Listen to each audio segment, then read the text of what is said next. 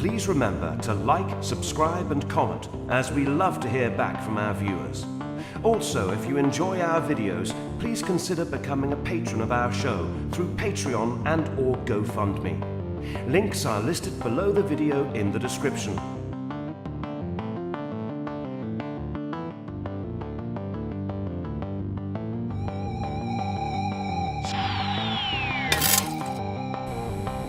From the deepest, darkest recesses of Dangerous Nerds headquarters, Keith Moncrief and Gerry Kissell.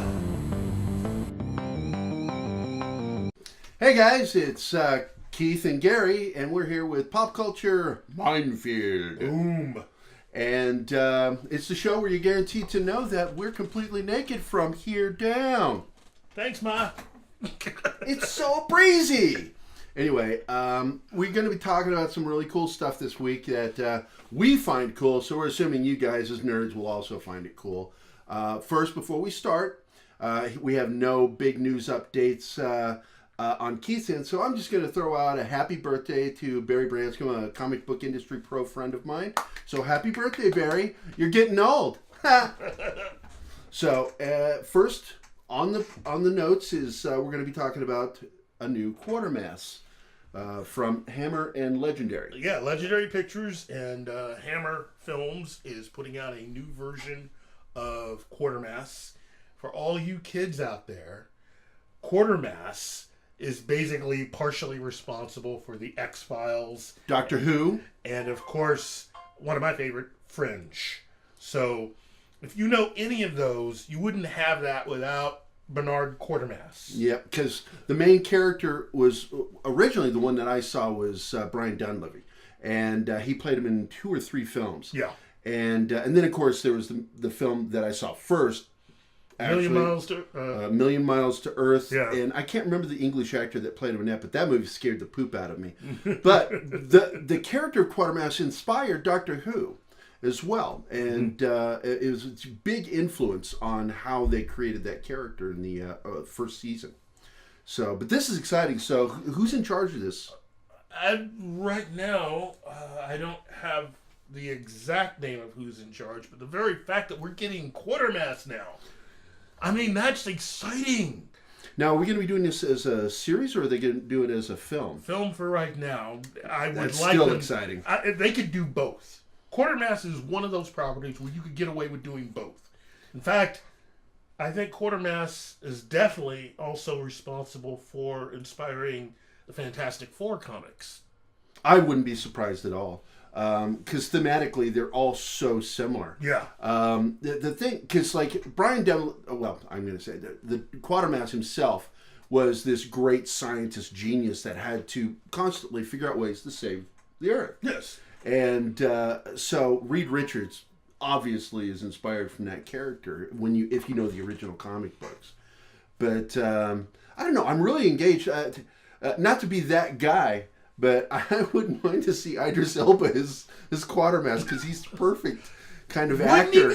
He would be perfect as Quartermass. Get on that, Legendary. Come on.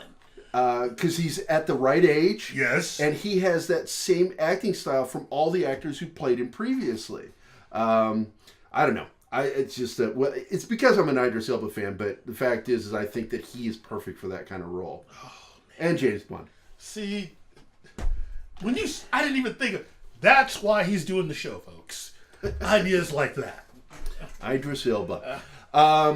And speaking of Idris Elba, I guess we're going to be talking about the big tease, which is we got 2 new trailers, which I did the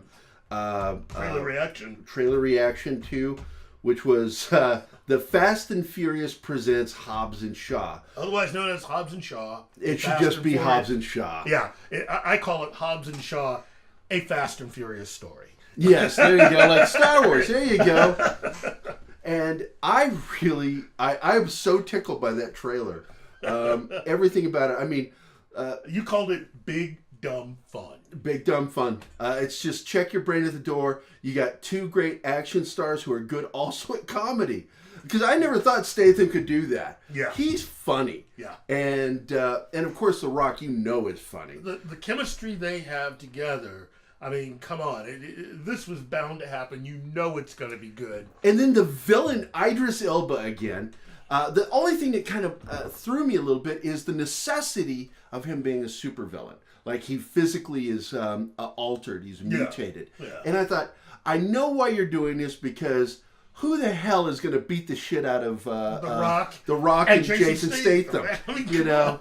It's like you got to make him superhuman, but I'm like sitting there going, no, to be honest with you, if they made him a tier 1 operator from some special forces like SAS, special boat operations, I'm telling you, he could still take him on, because Idris is a bet. I love watching him do action. He's a really good actor. Yeah. But anyway, Statham has this great rapport with The Rock, and it really comes through on camera. And I think the greatest moment in that is when, if you haven't seen the trailer yet, go watch the trailer, is when they're going to jump out this window and catch these ropes to slide down. And The Rock gives a 3-second count and jumps out to the rope, and Statham just stands there just looking at him like, I'm going to take the elevator down. It totally messes with him. And chemistry. You do not find chemistry like this very often with a lot of films nowadays. These guys have it, they exude it, and you mix in Idris Elba, you know you're buying a ticket. Yeah, and going into the history of buddy films, because buddy films are really some of the earliest forms of comedy. Yes. In cinema. Stan Laurel, Oliver Hardy, Abbott and Costello, the Marx Brothers. Definitely the Marx Brothers. These were all buddy films in their own way, but the true buddy film didn't come about in the form that we're used to today of the action buddy film. So we're not until the 1970s, with the grandfather of all buddy films, Freebie and the Bean, with James Caan and Alan Arkin. And a film that would not get made to. I talk good words. He was thinking about bacon, folks. Bacon.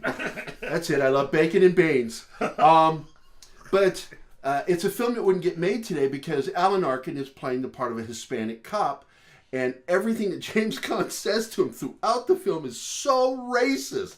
But they love each other. But he's constantly insulting him over being Mexican, even though in real life Alan Arkin is not. He's Jewish. But it doesn't matter because it's a character and it's funny as heck. One of my favorite all-time action buddy films, and it's the father of the modern action buddy film. Yeah, And I own it, by the way. I bought a copy of it from the MGM Vault. They're not in HD, true HD. They're on DVD, but they're SD quality.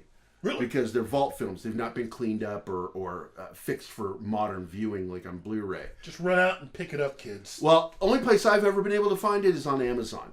And that's where I got my copy. I bought it from the MGM Vault at Amazon. It's a really good film.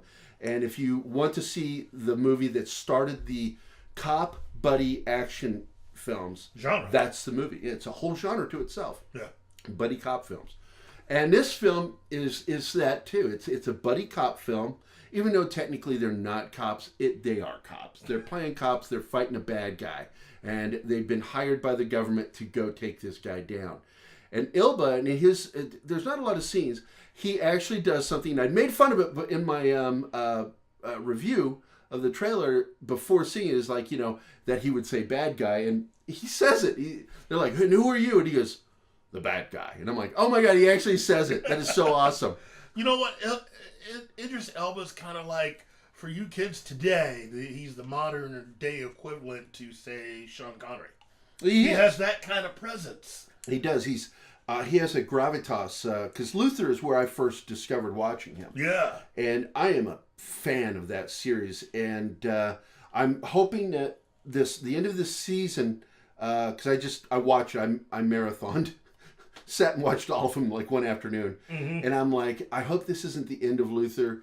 There was talk of maybe a film, and I'm hoping that that's where they're going to go with it, is bring him back in film form. Yeah. But it really did feel like the ending of the series. And I'm like, God, please don't be the end of it, because Luther is such a cool character. Have you watched it? Oh, yeah. Love Luther. Again, another show you should be watching. And it's really English. So, American cops would watch that and go, what is he doing? Nobody does that. It's English. The English police are different than American cops. They don't even think the same way. So you have to accept that when you watch the show. There's a lot of stuff they do that are very similar, but they have a different approach to arrest and detain. Yeah. And just good all the way around. Oh yeah, it's such a good show, well written, and he is just so good at heavy. This is a guy whose life sucks, and he's constantly trying to make it better for other people and himself second.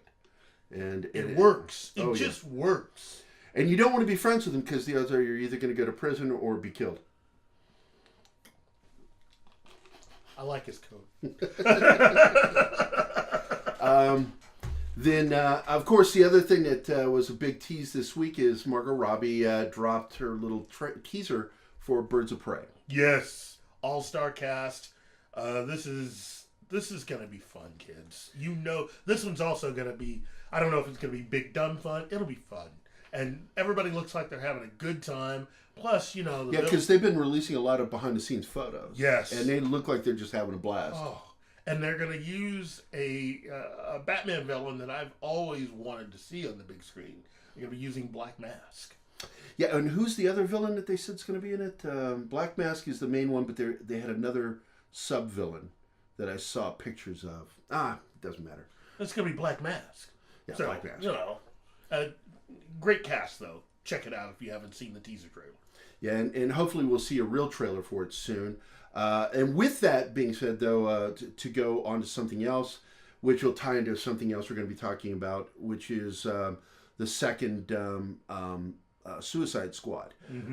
Now, for this movie, instead of calling it Suicide Squad 2, they're going to call it The Suicide Squad. Are we going to be keeping the same villain, background villain with Amanda Waller? Oh, Amanda Waller will definitely be there. I'm hoping that they decide to go with the whole idea of using Deathstroke. That would be fantastic to me. And so they'll be keeping some of the same cast, maybe? Some, but probably not all. There's a rumor going around that there's been a whole thing between James Gunn and the current Joker actor. Oh, Jared Leto? He and Leto don't get along. So, doing this movie, chances are Joker will not be a part of the film. So, I got to be honest, I don't think we're going to see Jared Leto again. Some of his antics on set really bothered some of the cast and crew. And on top of that, even though I don't think he was terrible, I don't think he was also great. Yeah. He looked the part. I love some of the shots of him doing the remake of the dancing with Harley Quinn. But the fact is with the next Joker film coming out, I think we're going to be moving in a new direction. If the Joker ever comes back, it's going to be an all-new actor. Probably. And but I do hope they keep Margot as Harley Quinn to come back to Suicide Squad. Not just to jump off with this other stuff. Yes. I like... Suicide Squad is like... Because one of my favorite animated ones was the Suicide Squad, where they escape. And it's basically part of the story of this film, where they've got to... what was it they had to do? They had to find something. And Amanda Waller sends him out there to find something, and Batman's dogging their tail because he believes the Joker and Harley Quinn have put a bomb in Gotham City. Yeah. And they even have the helicopter scene. There's a whole bunch of stuff right out of that movie in the animated film. And I consider it to be one of the best Batman, Joker, Suicide Squad ever stories, that animated film. I personally would like to get my hands on the original script for Suicide Squad. Oh, this last iteration? Yeah, because it was a lot darker film. And what I've heard is that before Warner Brothers freaked out and started having them change everything, the movie had a particular way that it was playing out. Well, the villain from Justice League was supposed to be the villain in it. Yeah, the original idea was to tie this movie into all of that, and that Enchantress was being controlled by Steppenwolf. Steppenwolf, exactly. And that all her minions were originally supposed to be parademons. Which would have been a lot better. Again, Warner Brothers. What the F? Yeah, it's like I had a lot of hatred towards Zack over Man of Steel and Batman versus Superman. And this guy here corrected me on it by letting me know that actually it's not Zack's fault. Warner Brothers is making this stuff up about him being the problem. The problem was studio interference. Again. And that Man of Steel was planned out before he was even brought in as director. He thought he was going to get to make his Superman film, and he did not make his Superman film. He made the film that they made him make. Yeah. And which is the film that we have so many little beefs with.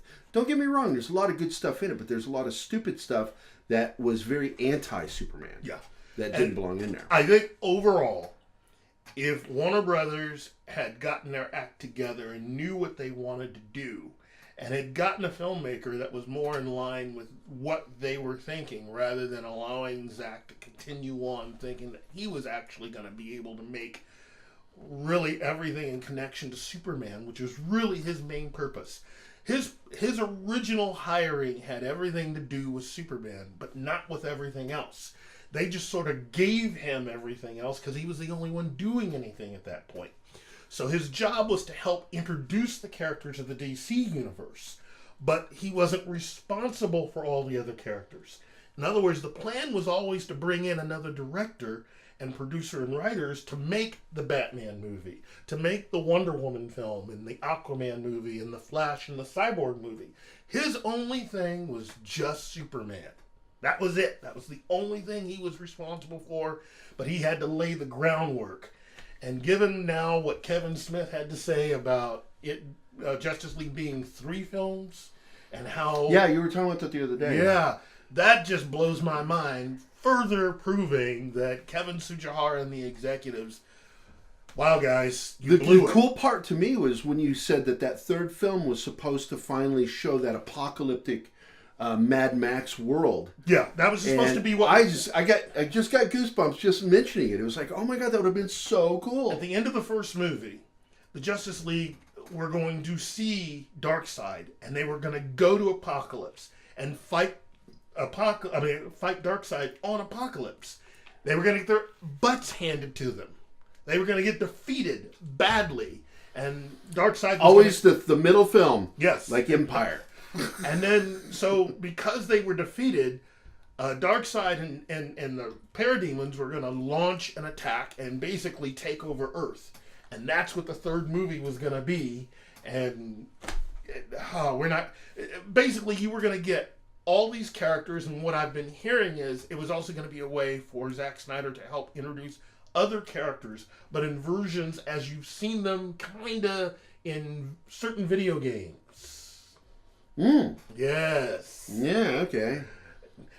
One of the other things that a lot of people don't catch with Batman v Superman is that Flash actually does have his actual uniforms. One of the things that was supposed to be in Justice League was Bruce Wayne was going to give Barry a real proper uniform. Yeah, okay. Nice costume. He's wearing it in BVS. When he comes back to warn Bruce, people get distracted by the metal stuff on him. Well, underneath that, he's wearing his Flash costume. Yep. The legitimate one. Wow. It really does put me in that camp since, I learned all this stuff to feel bad for Zack Snyder and wish that Warner Brothers hadn't been such... Because Warner Brothers has a history of being like that dude that goes to bars and tries to pick up the prettiest girl in the room and makes all these promises of how awesome and amazing it's going to be, how lavish your life is going to be, and then bangs her and then dumps her off someplace. And that because they turn right around after doing that to Zack, they turn right around and do it to Joss Whedon. Did the exact same thing to him.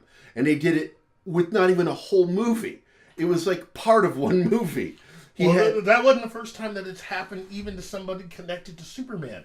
They did it to Richard Donner. Richard Donner got fired before he could complete Superman 2. Well, but I don't know if that was Warner. That was more, and I should be careful because I'm friends with one of the Salkins. But they had issue, I thought. It was both.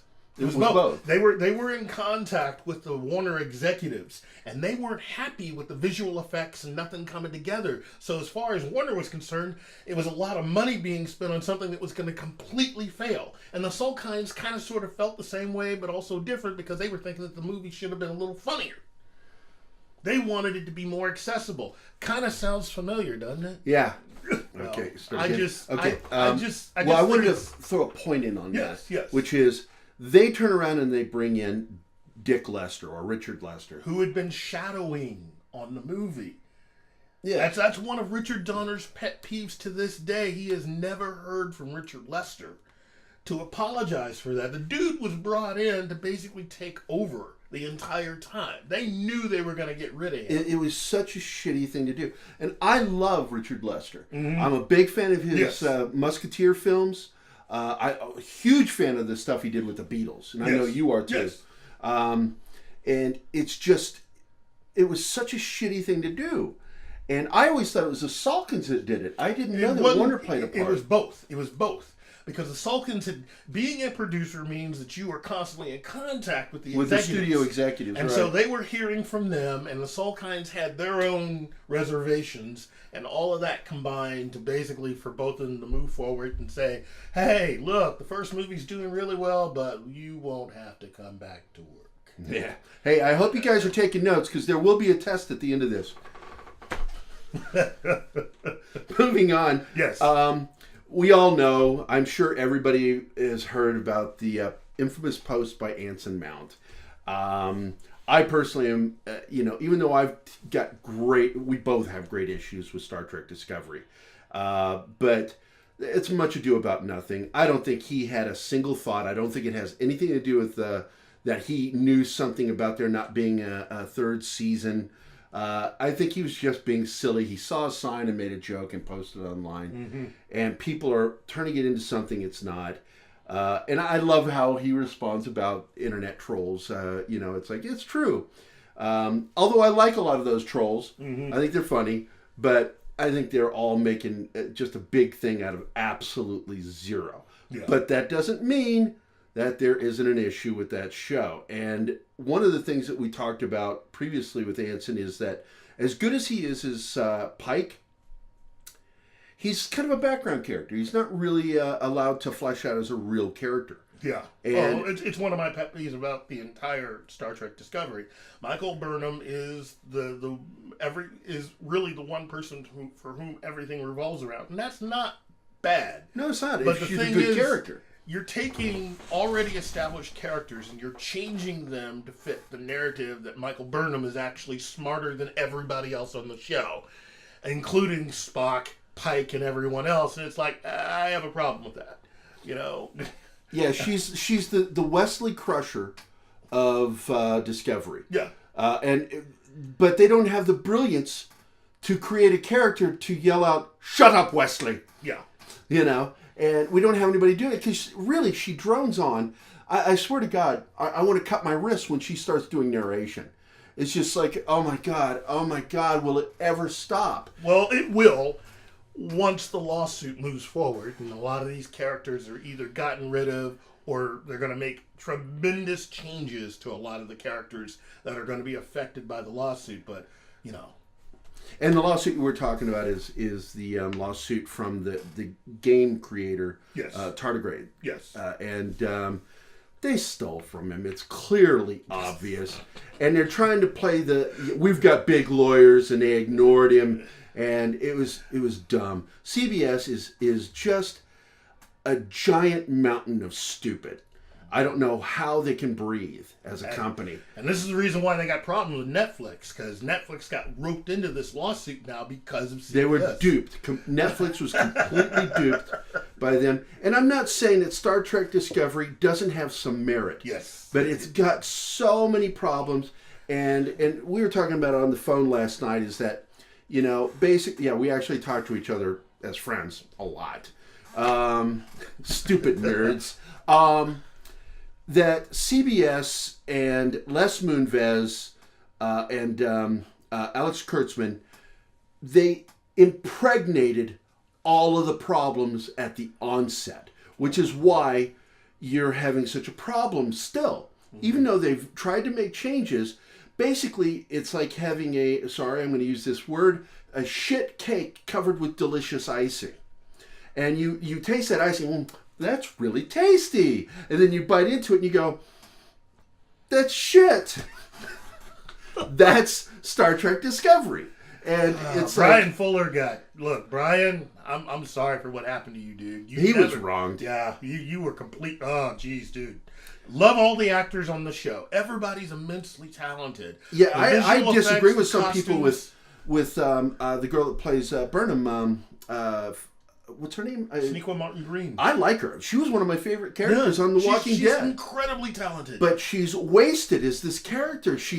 Because when you're in acting, there's talking across, there's talking up, and then there's talking down. And every bit of her dialogue and narration is always talking down.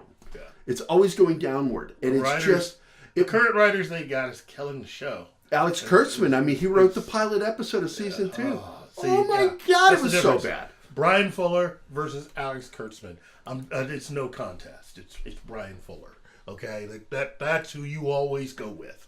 Yeah, and what they need to do now, we've discussed this previously, is someone needs to send a box of chocolates with some flowers to Ronald D. Moore, because he saved Next Generation, he saved Deep Space Nine, and then turned around and saved Voyager. Yeah. And he saved all 3 shows, and they were going to pay him back with giving him his own next Star Trek show. And they absolutely shoved it up his butt and snuck around behind his back and created Enterprise, which even though I liked that show, that was a big F you to Ronald D. Moore. Yeah, that seems to be a theme in Hollywood. It is. And of course, right in the middle of all that is Les Moonves, who hates Star Trek. People don't know this. Les Moonves has zero love for Star Trek. He loves money. Yeah. He hates Star Trek as a concept. He dislikes science fiction, but he hates Star Trek. He thought it was stupid. He hates the fan base. Supposedly. Yeah. Let's just go. I don't know him personally, but dude's got some problems and other issues going on. I don't want to add to them. So, allegedly he hates Star Trek. And proof of the pudding goes with the cancellation of Enterprise when it was at its peak. Yeah. Had the best numbers, had some of the best writing, the storyline fans were loving it. Yeah. He just canceled it. Because it's not Battlestar Galactica. He wanted Battlestar Galactica, which of course was a show run by Ronald D. Moore. So in a way, Ronald D. Moore got revenge on the guys from Star Trek that effed him over. So... life happens. Yeah, there you go. But they need to bring Ronald D. Moore back, because I believe Ronald D. Moore can actually take what they've done with STD and save it. Can actually make it into a good show. But either way it goes, everybody has this, is there going to be a 3rd season? There's going to be a 3rd season. There has to be, because CBS is not going to give up on All Access. They're not. Yeah, because I don't think the Frankenstein detective show... oh my God. We're not Frankenstein, kidding. CSI. What do you think, Frank? Do you think something happened here? That's a good one, Frank. I think you're right. And scene. But seriously, CBS, I swear to God, what are they look for people who remind them of the Marx Brothers and hire them to manage the studio, and it's just ridiculous, some of the decisions they make. And all the ones that were runners-up are now executives at Warner's. Yeah, it's like the people who, other groups want to get rid of get hired by some of these other studios. I'm not saying any names. But, Fox. Oh, sorry. Fox Studios. And, Warner Brothers, too. Somebody gets fired from one big major studio and property and gets hired by another one because they see it as a mixture of what you and I talked about the other night is James Gunn being hired because he's controversial, and that is a possible marketing ploy, or is he being hired because he's amazing as a writer and an incredible director, a fantastic storyteller who just has a preoccupation with some stuff online that he shouldn't have. Let me just go back to Warner Brothers for this one last tidbit. Okay, go ahead, man, because I don't care. Seriously, we heard that James Gunn was offered the opportunity to make Superman before he got the offer for Suicide Squad. Warner's, how did you mess that one up? Because I'm blaming you. You know, you need a director for Superman. He is the perfect director for something like that. But what does he do? He turns right around and makes his Dark Superman. Yeah. With what is this new film that he's got coming out? James, It's basically, what if Superman were evil? Minus the, minus the Spock goatee. Some of my buddies, the comic book pros that I'm good friends with, some of them don't like it. This thing, I don't agree with them at all. I'm in love with this idea of a film. It's like, it's sort of like a Elseworld Superman who becomes evil. I'm like, yeah, I'm all in. But also to go back a little bit, Anson Mount, I guarantee you, will be back as Pike. Yeah. He's one of the highlights of the show. They're underplaying Saru. Doug Jones is one of my favorite, under makeup actors. That guy is amazing. He is so good as Saru that not showing him much this season is really weird. Yeah. Especially after he was one of the characters they use in the web series or the shorts. Yeah. And Doug, is just evocative as an actor physically. He does really good physical acting. And Saru has become like one of my favorite characters on that show. As many issues as I have with that show, I really do watch it because I enjoy parts of it. The Michael Burnham character, just annoying. And I get into female characters because Tilly's one of my favorite characters on this show. She is a good character. Unfortunately for these guys, she's also one of the ones covered by the suit. Sorry. Oh, it's going to suck if she goes. I'm serious. I would hate to see her go. Well, that or even altered. They just need to make her the chief engineer, and because she's just a lot of fun.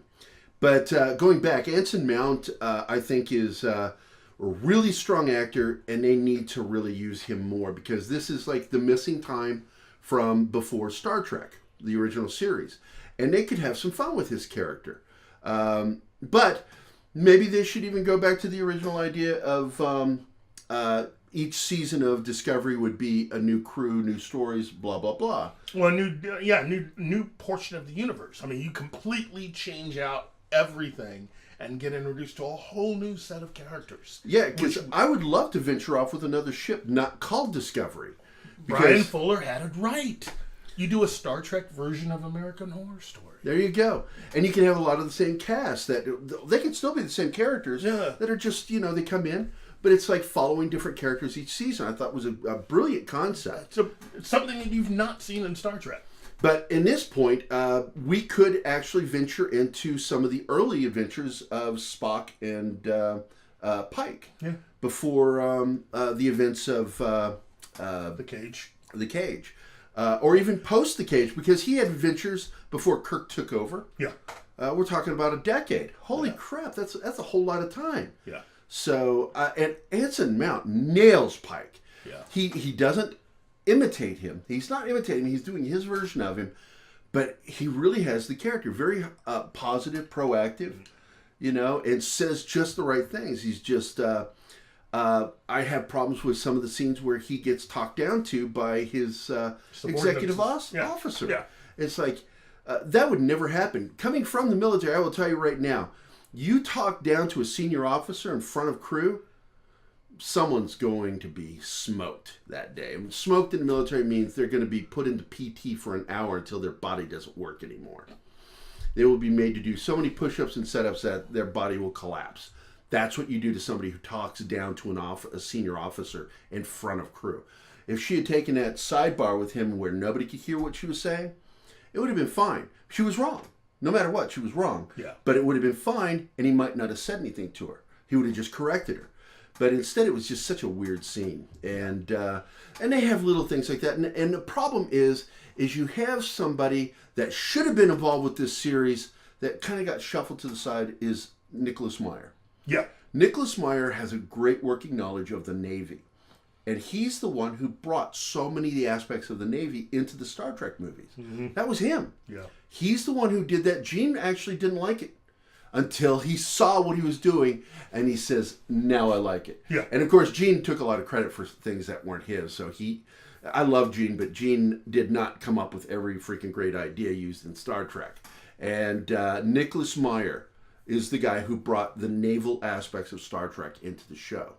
And I love that because it was there from the start, but they didn't utilize it very well.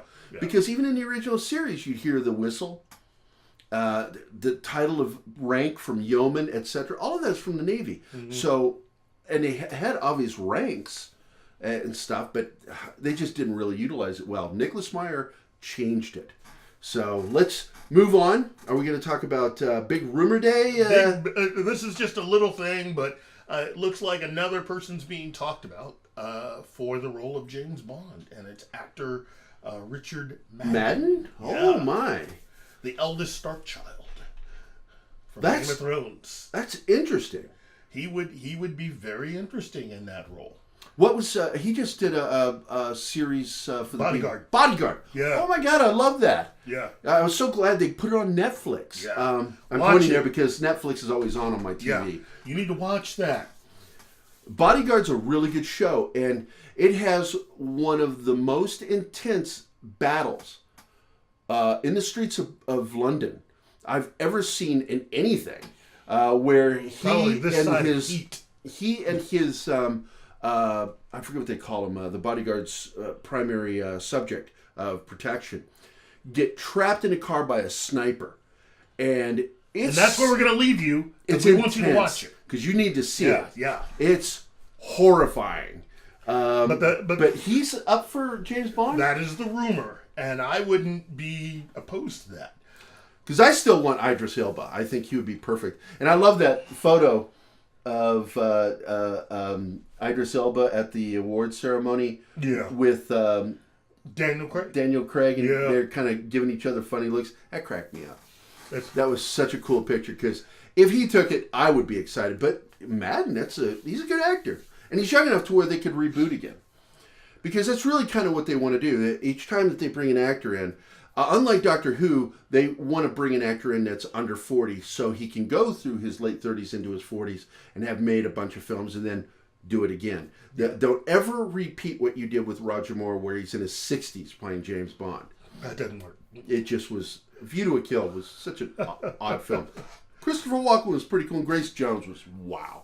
But yeah, it was an off-putting James Bond film. I think the next and final thing we're going to talk about will be Blumhouse and director Lee Whannell talking about bringing back Universal's The Invisible Man. Well, that was because once again, this goes back on Alex Kurtzman from Star Trek Discovery. Alex, everything he touches ends up dying.